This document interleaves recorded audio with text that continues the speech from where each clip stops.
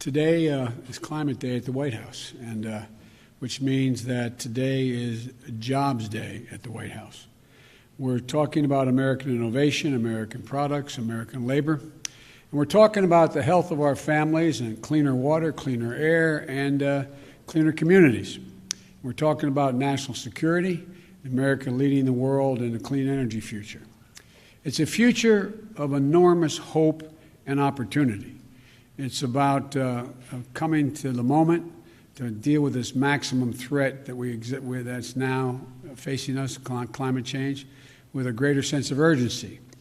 In my view, we've already waited too long to deal with this climate crisis. We can't wait any longer. We see it with our own eyes, we feel it, we know it in our bones, and it's time to act. And I might note parenthetically, if you notice, the attitude of the American people toward greater impetus on focusing on climate change and doing something about it has increased across the board, Democrat, Republican, Independent. That's why I'm signing today an executive order to supercharge our administration's ambitious plan to confront the existential threat of climate change. It is an existential threat. Last year, wildfires burned more than 5,000 acres in the West, as no one knows better than the Vice President, former Senator from California, an area roughly the size of the entire state of New Jersey. More intense and powerful hurricanes and tropical storms pummel states across the Gulf Coast and along the East Coast. I can testify to that from Delaware. Historic floods, severe droughts have ravaged the Midwest. More Americans see and feel the devastation in big cities, small towns, coastlines, and in farmlands, in red states and in blue states. And the Defense Department reported that climate change is a direct threat to more than two-thirds of the military's operational critical installations. Two-thirds. And so this could well be on the conservative side. And many climate and health calamities are colliding all at once. It's not just the pandemic that keeps people inside, it's poor air quality. Multiple studies have shown that air pollution is associated with an increased risk of death from COVID-19. And just like we need a unified national response to COVID-19, we desperately need a unified national response to the climate crisis, because there is a climate crisis. We must lead global response, because neither challenge can be met, as Secretary Kerry has pointed out many times, by the United States alone. We know what to do. We've just got to do it. When we think of climate change, we think of it, this is a case where conscience and convenience cross paths, where dealing with this existential threat to the planet and increasing our economic growth and prosperity are one and the same. When I think of climate change, and the answers to it, I think of jobs. A key plank of our Build Back Better recovery plan is building a modern, resilient climate infrastructure and clean energy future that will create millions of good-paying union jobs, not $7, $8, $10, $12 an hour, but prevailing wage and benefits. You know, we can put millions of Americans to work modernizing our water systems, transportation, our energy infrastructure to withstand the impacts of extreme climate. We've already reached a point where we're going to have to live with what it is now. That's going to require a lot of work all by itself without it getting any worse. When we think of renewable energy, we see American manufacturing, American workers racing to lead the global market. We see farmers making American agriculture first in the world to achieve net zero emissions and gaining new sources of income in the process. And I want to parenthetically thank the Secretary of Agriculture for helping me put together that program during the campaign. We see small business and master electricians designing, installing, and innovating energy-conserving technologies in building homes and buildings. And we're going to reduce electric consumption and save hundreds of thousands of dollars a year in energy costs in the process. And when the previous administration reversed the Obama-Biden vehicle standard and picked big oil companies over American workers, the Biden-Harris administration will not only bring those standards back, will set new, ambitious ones that our workers are ready to meet. We see these workers building new buildings, installing 500,000 new electric vehicle charging stations across the country as we modernize our highway system to adapt to the changes that have already taken place. We see American consumers switching to electric vehicles through rebates and incentives, and the residents of our cities and towns breathing cleaner air and fewer kids living with asthma and dying from it. Now, not only that, the federal government owns and maintains an enormous fleet of vehicles, as you all know. With today's executive order, combined with the Buy American executive order I signed on Monday, we're going to harness the purchasing power of the federal government to buy clean, zero-emission vehicles that are made and sourced by union workers right here in America. With everything I just mentioned, this will mean 1 million new jobs in the American automobile industry, 1 million. And we'll do another thing. We'll take steps towards my goal of achieving 100% carbon pollution-free electric sector by 2035, transforming the American electric sector to produce power without carbon pollution will be a tremendous spur to job creation and economic competitiveness in the 21st century, not to mention the benefits to our health and to our environment. Already, 84% of all new electric capacity planned to come onto the electric grid this year is clean energy. Clean energy. Why? Because it's affordable, because it's clean, because in many cases it's cheaper, and it's where we're keeping up. They're keeping up. We're going to need scientists and national labs, land-grant universities, historical black colleges and universities to innovate the technologies needed to generate, store, and transmit clean electricity across distances, and battery technology and a whole range of other things. We need engineers to design them and workers to manufacture them. We need iron workers and welders to install them.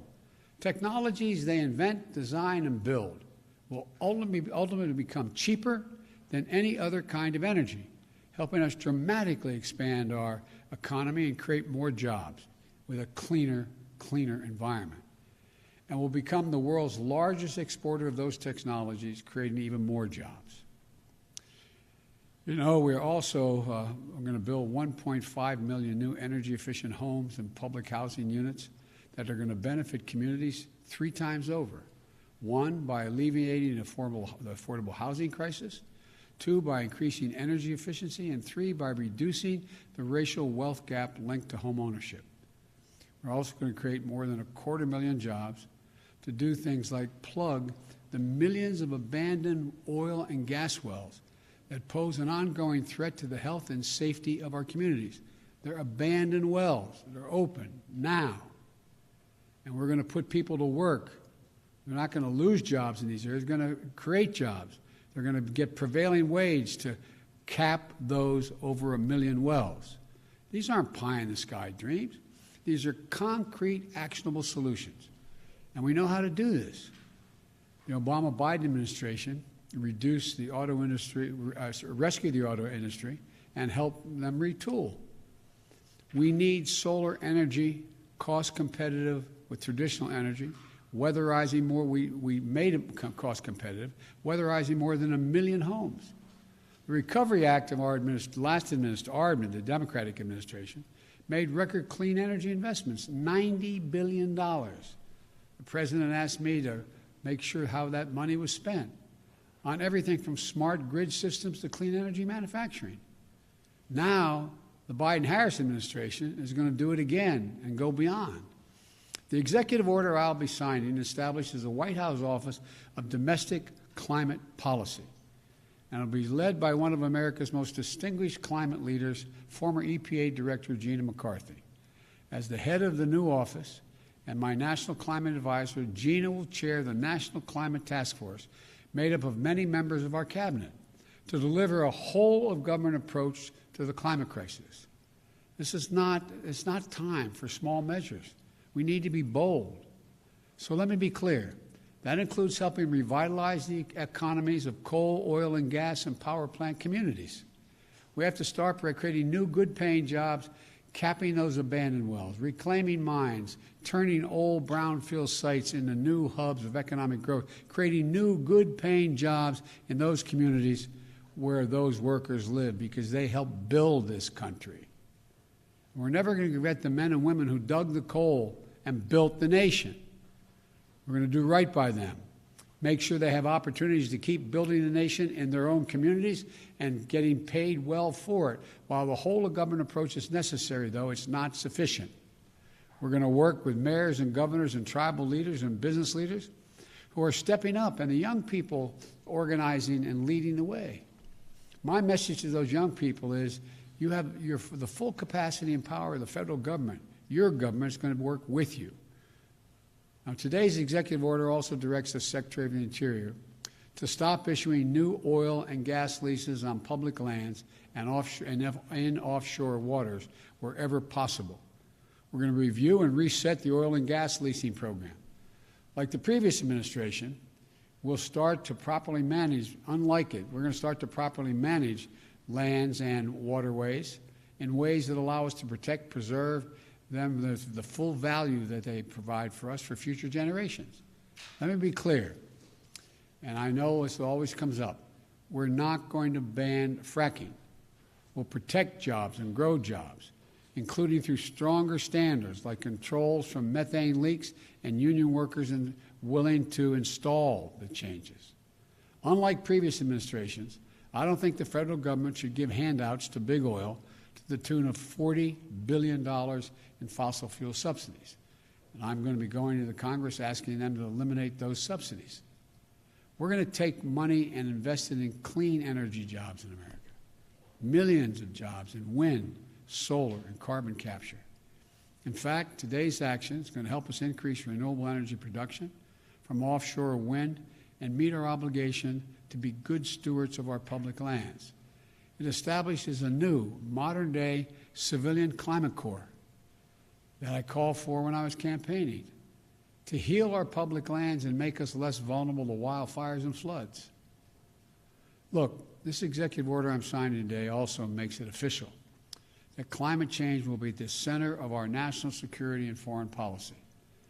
As Secretary Kerry, as our special presidential envoy for climate, with him, the world knows how serious I am about by appointing one of America's most distinguished statesmen and one of my closest friends speaking for America on one of the most pressing threats of our time. John was instrumental in negotiating the Paris Climate Agreement that we rejoined, this administration rejoined on day one, as I promised. And today's executive order will help strengthen that commitment by working with other nations to support the most vulnerable to the impact of climate change and to increase our collective resilience. That includes a summit of world leaders that I'll convene to address this climate crisis on Earth Day this year, in order to establish a new effort to integrate the security implications of climate change as part of our national security and risk assessment and analysis will also be included. With this executive order, environmental justice will be at the center of all we do addressing the disproportionate health and environmental and economic impacts on communities of color, so-called fence line communities, especially those communities, brown, black, Native American, poor whites. It's hard, the hard-hit areas like Cancer Alley in Louisiana, or the Route 9 corridor in the state of Delaware. That's why we're going to work to make sure that they receive 40% of the benefits of key federal investments in clean energy, clean water, and wastewater infrastructure.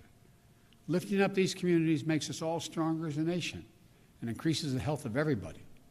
Finally, as with our fight against COVID-19, we will listen to the science and protect the integrity of our federal response to the climate crisis.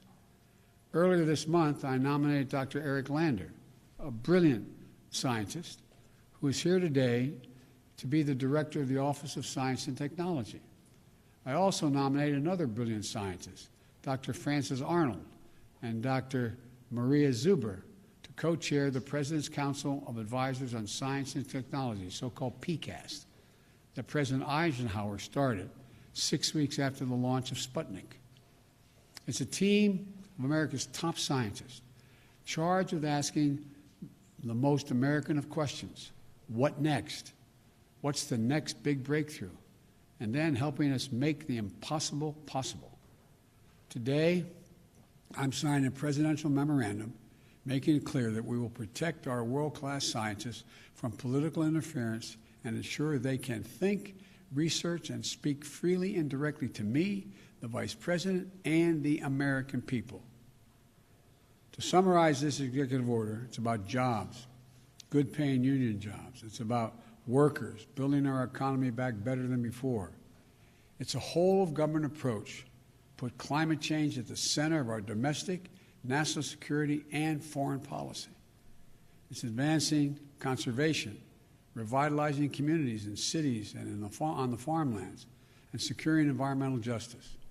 Our plans are ambitious, but we are America. We're bold.